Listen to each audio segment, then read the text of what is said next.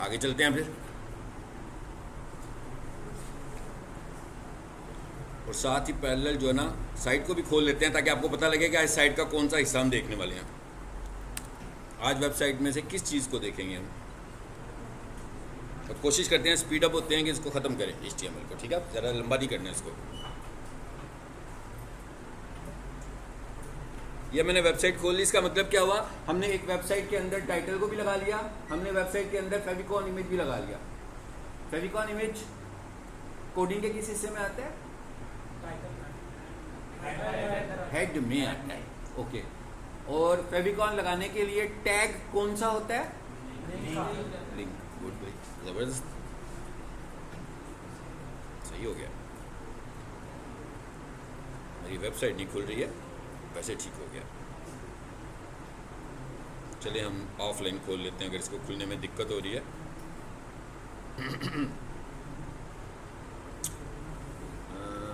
यहाँ से खोल लेते हैं वेबसाइट।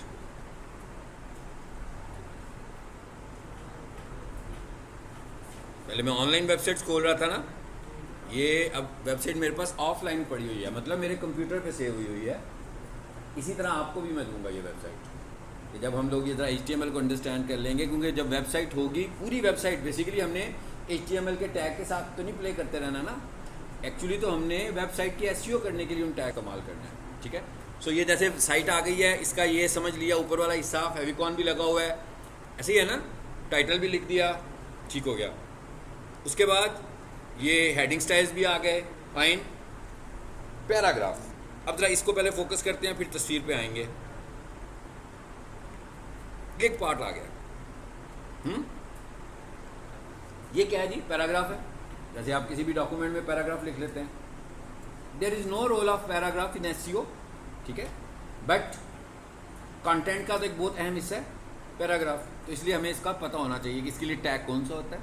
सो पैराग्राफ के लिए जो हमारे पास टैग होता है वो P का टैग होता है, सिर्फ P, सिंपल P लिखेंगे तो पैराग्राफ लिखा जाएगा। एक काम करते हैं, मैं इसको कॉपी करता हूँ, यहीं पे आ जाते हैं। आई थिंक सो आपकी कोई फाइल पड़ी होगी, ये पड़ी है ना, फाइन। ये हेडिंग 1 लिखा हुआ,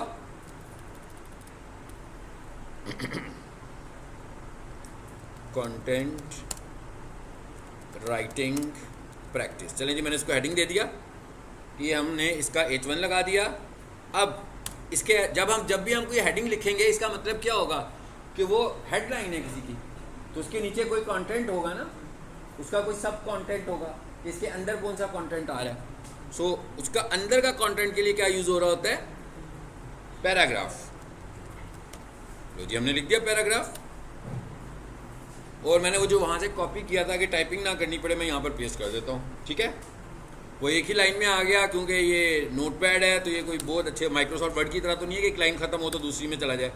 तो मैं इसको एंटर करके ज़रा मल्टीपल लाइंस में रख लेता हूँ, ताकि आपको दिखने में भी लगे कि ये नंबर ऑफ़ लाइंस में यहाँ लगा हुआ है, मगर ये वहाँ जाकर नंबर ऑफ़ लाइंस में ही आएगा। इसको बेशक मैं यहाँ पर एक लाइन में भी लिखा रहने दूँ तो इसकी आउटपुट नंबर ऑफ़ लाइंस में ही आएगी। ठीक है, ये सिर्फ यहाँ पर इस तरीके से नज़र आ रहा है मुझे। सो इसको भी नीचे कर देते हैं हम। चले, मेरा ख्याल है कि अब समझ में आ गया। ऐसे ही है, पैराग्राफ लग गया, इसको सेव कर लें। चलें जी, इस फाइल को खोलते हैं। आई थिंक ये मैंने C पे रखी हुई है ना, HTML के फोल्डर में। और सेकंड नाम था इसका, नहीं भाई यहाँ नहीं है, इसका मतलब है ये HTML क्लास में होगी, यहाँ पर होगी सेकंड। ऐसे ही है, चलो सही हो गया। यानी हमने इसमें सीख क्या लिया, सिर्फ कि सब कंटेंट कैसे बनाना है, हेडिंग का सब कंटेंट कैसे बनाना है, कौन से टैग से बना होता है, P से बना होता है। हमें इसे क्यों समझने की ज़रूरत पड़ी? इसलिए कि जैसे अभी हमने कहा कि हमें टाइटल समझने की ज़रूरत पड़ी कि हमने वहाँ पर कीवर्ड अकोमोडेट करना है। फिर हमने कहा हमें हेडिंग स्टाइल समझने की ज़रूरत पड़ी, क्योंकि हमने वहाँ पर कीवर्ड अकोमोडेट करना है। अब हमें पैराग्राफ समझने की ज़रूरत पड़ रही है, क्योंकि यहाँ पर भी हमें कीवर्ड को अकोमोडेट करना है। तो इसका मतलब क्या हुआ? एक तो हमें ये पता लग गया कि जो भी हमारा प्राइमरी कीवर्ड होगा, नंबर 1 उसे कहाँ होना चाहिए? टाइटल में। नंबर 2 उसे कहाँ पे होना चाहिए? H1 में। और अब हम ये कह रहे हैं कि पैराग्राफ के अंदर भी उस कीवर्ड को यूज़ करना है आपने, लेकिन अब ये मुख्तलिफ जगहों पे इस्तेमाल कर रहे हैं। अब गूगल का क्राउलर कर क्या रहा है बेसिकली? ये सब कुछ ना हम गूगल के क्राउलर से बातचीत कर रहे हैं। उसको बता रहे हैं कि हमें कहाँ रैंक करना है, तुमने किन कीवर्ड पे रैंक करना है। तो गूगल को समझाने के लिए पहले मैंने टाइटल में जो भी लिखा तो गूगल ने उसे क्या समझा, ये गूगल ने उसे क्या समझा, कीवर्ड समझा। मैंने टाइटल में जो कुछ भी लिखा गूगल ने उसे क्या समझा, कीवर्ड समझा। फिर मैंने H1 में जो कुछ भी लिखा गूगल ने क्या समझा, कीवर्ड समझा। अब गूगल कह रहा है कि जो आपका कंटेंट है ना उसके अंदर भी मुझे कीवर्ड चाहिए, लेकिन अब गूगल को ये बताना कैसे है कि कीवर्ड है। भाई ईमेल करके तो नहीं बताएंगे ना, जैसे मैं बार बार आपसे कहता हूँ, कोई ना कोई निशानी उसने लगाई हुई है। तो वो ये कह रहा है कि आपका जो पैराग्राफ होगा उसके अंदर जब आपने अपना कीवर्ड लिखना होगा आप उसे हाईलाइट कर दें। हाईलाइट करने के लिए हमारे पास 2 से 3 टैग होते हैं, एक एम्फेसिस का EMP, एक बोल्ड का B और एक स्ट्रॉन्ग का, जिसमें हम बहुत ज़्यादा फोकस में यूज़ करते हैं बोल्ड और स्ट्रॉन्ग को। बोल्ड और स्ट्रॉन्ग बिल्कुल ऐसे ही है जैसे आपके पास ब्लैक कलर के 2 मार्कर हो, ठीक है ना, एक का नाम बोल्ड है और एक का नाम स्ट्रॉन्ग है, दोनों एक ही कितना बोल्ड कर रहे हैं, ठीक है। एक ज़रा पुराने ज़माने का मार्कर है, समझ लो, एक मेरे ज़माने का मार्कर है भाई, एक आपके ज़माने का मार्कर है, ठीक है। ये जो B जो है ना ये पुराने ज़माने का मार्कर है, स्ट्रॉन्ग जो है वो नए ज़माने का मार्कर है। बट आज की तारीख में दोनों चल रहे हैं। हाँ, ऐसा नहीं है कि B नहीं चल रहा, B भी चल रहा है और स्ट्रॉन्ग भी चल रहा है। काम दोनों ने बिल्कुल ही एक जैसा करना है, उनकी आउटपुट बिल्कुल एक जैसी होगी। लगाएंगे तो हमें पता लगेगा हमने डिफरेंट लगाया, मगर जब उसे देख रहे होंगे स्क्रीन नजर जब उसकी आ रही होगी तो एक जैसा आउटपुट एक जैसी आएगी, रिजल्ट एक जैसा आएगा। हाईलाइट एक ही जितना कर रहा होगा, ऐसे नहीं है कि बोल्ड कम करेगा तो स्ट्रॉन्ग ज़्यादा करेगा या स्ट्रॉन्ग ज़्यादा करेगा तो बोल्ड कम करेगा। सो अब हमें पता लग गया कि अब गूगल का अगला स्टैंडर्ड हम क्या पूरा कर रहे हैं कि हाईलाइट कीवर्ड इन पैराग्राफ, ठीक है। कैसे करना है भाई, वो कहता है भाई कि ये काम करो कि जहाँ पर आपको लग रहा है कि आपका कीवर्ड आपने यूज़ किया, जैसे मैंने कहा भाई ये मेरा कीवर्ड है, सपोज कर लिया सोफ़ा क्लीनिंग सर्विसेज, मैंने कहा मेरा कीवर्ड है। चलें आपको समझाने के लिए इधर भी मैं कंटेंट राइटिंग की बजाय कर देता हूँ ताकि ये पता लग जाए ना कि हमने यहाँ पर भी यूज़ किया। अच्छा, अब यहाँ पर आए तो यहाँ पर आकर आपने लिख लिया B और /B। शुरू में हम लोग पढ़ रहे थे कि भाई कुछ पेयर टैग्स होते हैं, कुछ नॉन पेयर टैग्स होते हैं। बहुत स्ट्रांगली ये वाला जो टैग है ये पेयर टैग है। इसका मतलब क्या हुआ, अगर मैं इसका पेयर नहीं बनाऊंगा तो नुकसान क्या होगा, पूरे का पूरा डॉक्यूमेंट ही बोल्ड हो जाएगा। H1 जो है वो पेयर टैग है, अगर मैं उसे क्लोज नहीं करूंगा तो नुकसान क्या होगा, सारा डॉक्यूमेंट ही H1 बन जाएगा, ठीक है। इस तरह हमने जो लिंक का टैग पढ़ा था, एक लिंक का टैग सिर्फ एक ही दफ़ा आउटपुट देगा, इसका मतलब क्या हुआ, वो सिंगुलर टैग है, उसे बेशक आप एंड पे क्लोज ना करें। इसी तरह अभी हम IMG पढ़ेंगे। सो IMG क्या है हमारे पास, IMG भी इमेज के लिए होता है। IMG कौन सा टैग है, IMG भी हमारे पास सिंगुलर टैग है, यानी कि एक IMG ने सिर्फ एक ही तस्वीर को लगाना है। ऐसे नहीं है कि एक दफ़ा IMG लिखा तो क्लोज नहीं किया तो पूरा पेज तस्वीरों से भर जाएगा। भाई एक IMG सिर्फ एक इमेज लगाएगा। अब हमें समझ आ रहा है कि कुछ टैग्स जो हैं वो बाई नेचर सिंगुलर हैं और कुछ टैग्स जो हैं वो बाई नेचर पेयर टैग्स हैं। जो पेयर टैग्स हैं उन्हें अलहदा से क्लोज करना है, जो सिंगुलर टैग है उन्हें बेशक आप साथ ही क्लोज कर दो। जैसे हमने लिंक को क्लोज किया था एंड पे, जहाँ से शुरू किया उसकी आखिरी लाइन में स्लैश लगा दिया बस, तो उसने उसी को क्लोज कर दिया। ये निशानी किस टैग की है, सिंगुलर टैग की है। चलो जी, ये तो एक बेसिक HTML की बात थी, नॉट अबाउट SEO, ठीक है, ये अबाउट HTML था। ठीक हो गया, इसको सेव करें। एक काम और कर लेते हैं, एक को हम दूसरा भी लगा लेते हैं। कौन सा, स्ट्रॉन्ग, ये लीजिए स्ट्रॉन्ग भी लगा दिया मैंने। चलो जी, मैंने कहा ये भी बंद कर दें, चाहे बोल्ड हो या स्ट्रॉन्ग, दोनों ही हमारे पास पेयर टैग्स हैं। चलिए जी, इसकी आउटपुट देखते हैं, कोई मुश्किल बात नहीं है। इसको रिफ्रेश कर लें, बोल्ड हो गए दोनों, उसने भी बोल्ड किया इसने भी बोल्ड किया, मतलब दोनों में फ़र्क कुछ नहीं है। दोनों ने ही बोल्ड किया, वो आपको छोटा छोटा इसलिए लगेगा उसका C छोटा है और W छोटा है। मैं कहा उसका पहला वर्ड का पहला कैरेक्टर छोटा है तो इसलिए आपको फील हो रहा होगा कि एक तो छोटा लिखा है उसने, ठीक है। वो भी मैं कैपिटल कर लूँगा तो उसी तरह का हो जाएगा बिल्कुल। अब हमें ये भी समझ में आ गया, अगली चीज़ भी समझ में आ गई। तो इसका मतलब क्या हुआ, एक तरह से हम गूगल की चेकलिस्ट पूरी करते जा रहे हैं कि भाई मुझे यहाँ पर कीवर्ड दिखाओ, मुझे यहाँ पर कीवर्ड दिखाओ, मुझे यहाँ पर कीवर्ड दिखाओ, है ना। मुझे यहाँ पर कीवर्ड दिखाओ नंबर 1 टाइटल में, मुझे यहाँ पर कीवर्ड दिखाओ नंबर 2 हेडिंग में, H1 में, और नंबर 3 मुझे कहाँ पर कीवर्ड दिखाओ। चलो जी।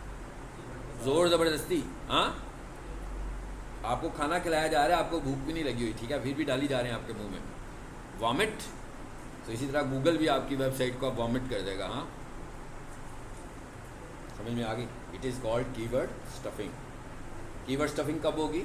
जब आप 2.5% से इंक्रीज़ करेंगे तो कीवर्ड स्टफिंग हो जाएगी। तो इसका मतलब क्या हुआ?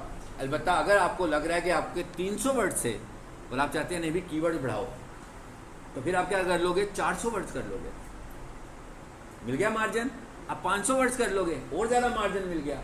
आप 600 वर्ड्स कर लोगे। लेकिन इसका मतलब ये भी नहीं है कि भाई चेयर पे मजमून लिख रहे हैं तो हवाई जहाज़ में बैठ के बता रहे हैं, वो नीचे से कुर्सियाँ नज़र आ रही हैं हमें। हाँ रेलिवेंट होकर बात करनी है। मैंने कहा रेलिवेंट होकर बात करनी है। अगर इनरेलिवेंट कंटेंट आपकी वेबसाइट पे होगा तो कोई भी नहीं देखेगा, इवन गूगल का क्राउलर भी उसको इग्नोर कर देगा। यानी आपके पास बोलने के लिए, कंटेंट के लिए कोई मैसेज भी होना चाहिए। ये ना हो कि जो बात आपने पहले 2 पैराग्राफ में लिखी है, तीसरे चौथे को छोड़ा और फिर 5वें छठे में फिर वही बात रिपीट कर दी, तो ये भी गलत हो गया। यानी आपके पास बोलने के लिए कोई यूनिक मटेरियल होना चाहिए हर दफ़ा, जो चीज़ आप एक्सप्लेन करने लगे हुए हैं, और वो लोगों के लिए हेल्पफुल कंटेंट भी होना चाहिए, तभी आपका कंटेंट गूगल एक्सेप्ट करेगा। अब इस वक्त हम छोटी छोटी बातें कर रहे हैं जिसमें हम कंटेंट राइटिंग के रूल्स देख रहे हैं। किसी तरह की भी वेबसाइट हो जिसमें कंटेंट लिखा जा रहा है, यही रूल उस पर अप्लाई होंगे। अब कंटेंट कैसा होना चाहिए? बीच में एक नई चीज़ शुरू हो गई है ना, कंटेंट कैसा होना चाहिए? नंबर 1, आसान इंग्लिश होनी चाहिए। ठीक, मुश्किल इंग्लिश नहीं होनी चाहिए। ये नहीं समझें कि भाई बहुत यूनिक किस्म के इंग्लिश के वर्ड इस्तेमाल करेंगे कि जिसे कोई बंदा पढ़ने लगे तो उसे डिक्शनरी की ज़रूरत पड़ जाए। तो इसका मतलब क्या हुआ कि आप तो लोगों के लिए मुश्किलात पैदा कर रहे हैं, आसानियाँ तो नहीं पैदा कर रहे। ऐसे वर्ड जो बहुत कॉमन इंग्लिश के वर्ड्स हों, आप उनको इस्तेमाल करें। नंबर पहला रूल क्या हुआ? आसान इंग्लिश। चलिए दूसरा रूल क्या है? स्मॉल सेंटेंसेस, छोटे छोटे सेंटेंस होने चाहिए। भैया आप भी कोई बुक रीडिंग कर रहे हो और उसके अंदर 10-10 लाइनों का एक सेंटेंस होगा, आपको क्या समझ में आएगा? आपने पढ़ा क्या? एक सेंटेंस, पैराग्राफ नहीं कह रहा।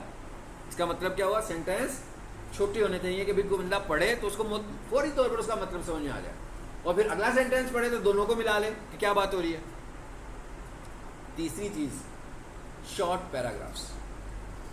भाई जब हम कह रहे हैं सेंटेंस छोटे होने चाहिए तो पैराग्राफ्स भी तो छोटे होने चाहिए, कि मतलब 2-3 सेंटेंसेज में आपके एक पैराग्राफ का मैसेज कंप्लीट हो जाए, फिर आप नया पैराग्राफ लिखें, फिर नंबर ऑफ पैराग्राफ्स हों और शॉर्ट पैराग्राफ। ये हैं कंटेंट राइट करने के रूल्स, कि कंटेंट कैसा होना चाहिए।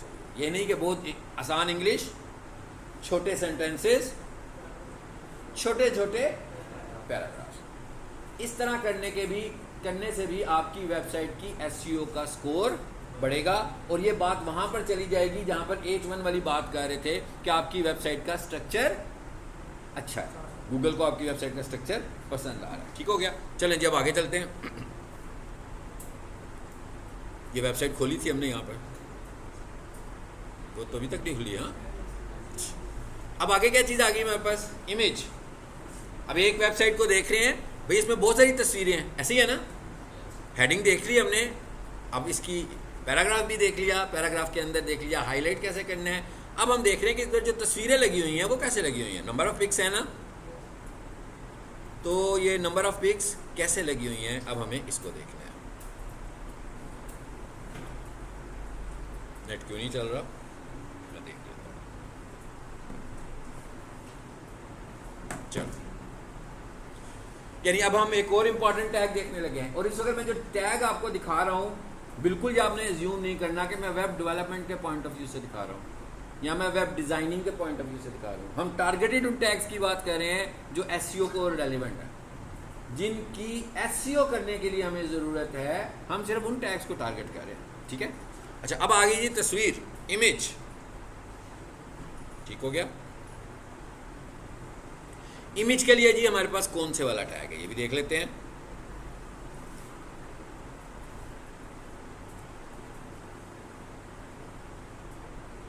कोड में आ जाए वापस, एक तस्वीर लगा के देख लेते हैं।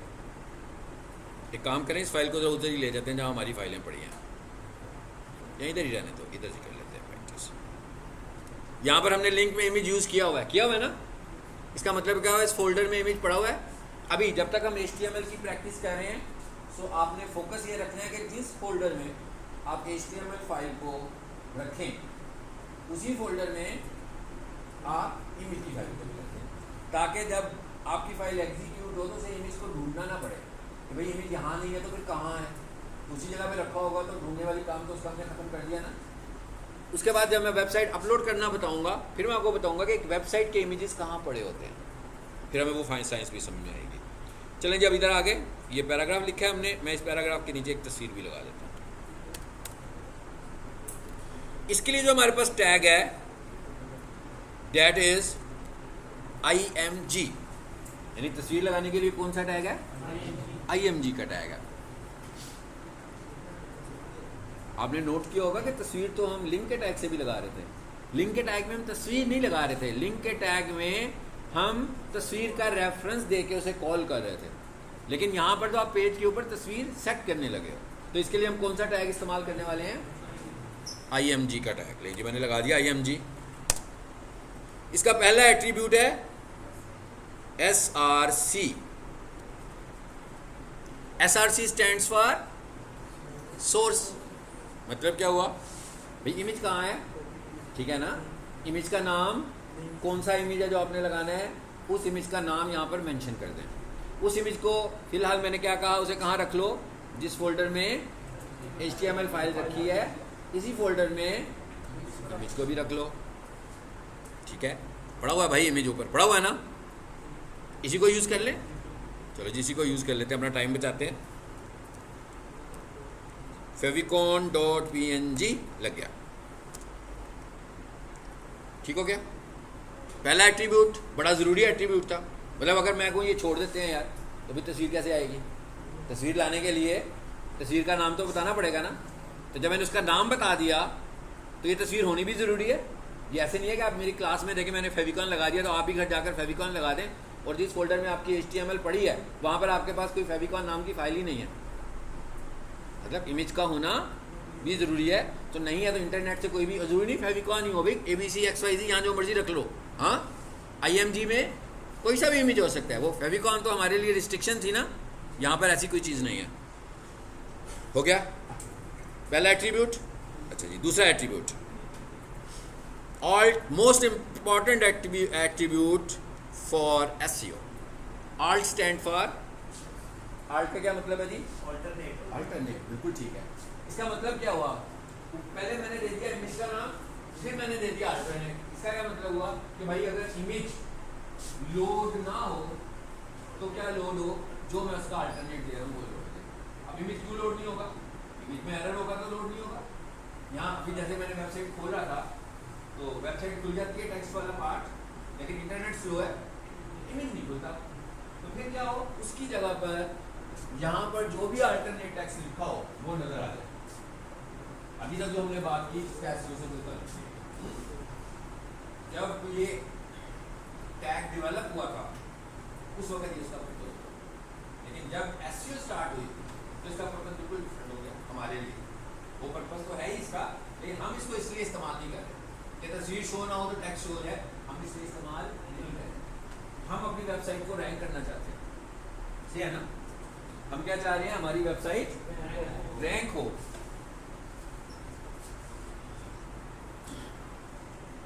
वेबसाइट को रैंक होने के लिए मैंने क्या बताया था कि गूगल किस हिस्से को ज़्यादा देखता है, कोडिंग को देखता है, वीडियोस को नहीं देखता, तस्वीरों को भी नहीं देखता। तो इसका मतलब क्या हुआ कि गूगल को ये बताने के लिए कि भाई इस तस्वीर को रैंक करो, हमें कुछ कोडिंग में ही करना पड़ेगा। तो वो कोडिंग में हम कहाँ कर रहे हैं,